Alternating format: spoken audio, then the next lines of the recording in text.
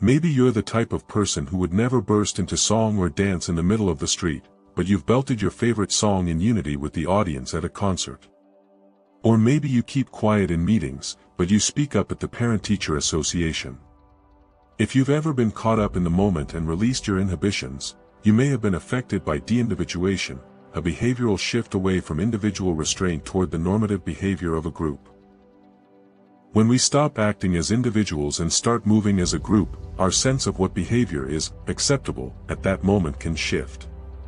Sometimes, deindividuation can be harmless and even a little bit fun, like when someone who usually avoids the spotlight finds themselves dancing with strangers at a crowded celebration. In the aftermath of a disaster, entire communities may cooperate without hesitation, lifting debris, distributing supplies, or forming rescue chains. But the effects of a passionate, unified group aren't always positive. What starts as a peaceful protest can quickly turn into a riot, and online insults can become a barrage of cyberbullying. In moments when the emotional arousal of a crowd increases, individual restraint gives way to group energy. When we get caught up in the vibe of a crowd, we no longer act as isolated decision-makers but as part of something larger. Deindividuation helps explain how people can shift their behavior when they get swept up in group dynamics. Whether the outcome is harmful, helpful, or simply uninhibited, the common thread is that the group sets the standard for what feels acceptable in the moment, rather than the individual. Psychologists have studied deindividuation to better understand a wide range of group behaviors, from cult membership and mob violence to digital interactions. This effect often begins when individuals feel anonymous, an unidentifiable speck in a large mosaic of others. Their personal accountability fades, and attention shifts toward external cues, especially in intense or immersive environments. As self-awareness weakens, people become more likely to follow group behavior, even when it doesn't reflect their usual values. Recognizing when and how individuals lose their self-awareness helps explain both the risks and the potential of collective behavior in everyday life, organizational settings, and society at large. The foundations of deindividuation can be traced back to French social psychologist Gustave Le Bon in 1895. In his work, he described his observation that individuals in large crowds tend to lose their sense of personal responsibility and self-awareness, becoming submerged in a collective mindset. He explained this phenomenon as mental unity, where diverse individuals adopt a shared emotional state and behave in ways they wouldn't ordinarily do alone.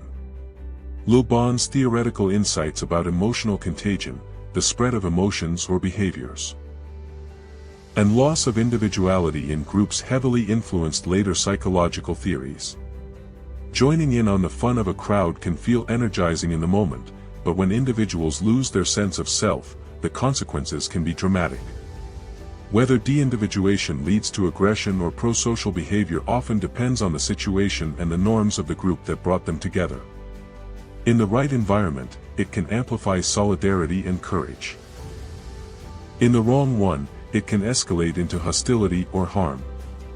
Mass political rallies and coordinated propaganda campaigns can create conditions for deindividuation, particularly when individuals become immersed in a shared identity.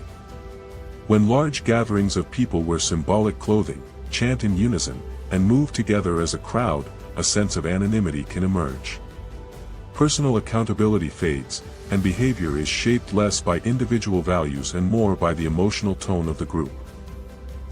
In these environments, it becomes easier to accept, and even act on, ideas or behaviors that would otherwise be rejected. Deindividuation can take shape gradually in institutions that rely on pride and cohesion. In military and law enforcement settings, uniforms, shared language, and synchronized movement encourage individuals to internalize a collective identity. For some, the process of encouraging everyone to be seen only through the lens colored by their uniform can even diminish their sense of racial identity. Camaraderie and shared codes of conduct build the trust and coordination needed to unite and respond when necessary, but they also reduce space for personal reflection and sense of self. Over time, the message becomes clear: deviating from the norm is discouraged, we are one. Online spaces often strip away the usual guardrails of behavior. When someone feels anonymous, invisible, or removed from immediate consequences, they may say and do things they would avoid in person. The lack of real-time feedback, like facial expressions or tone of voice, makes it harder to read emotional cues or gauge impact. That person-to-person distance can reduce empathy and increase disinhibition.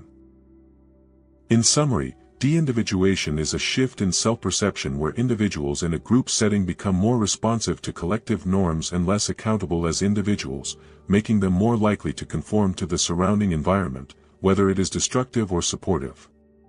By understanding de-individuation, we can get a better understanding on group behavior.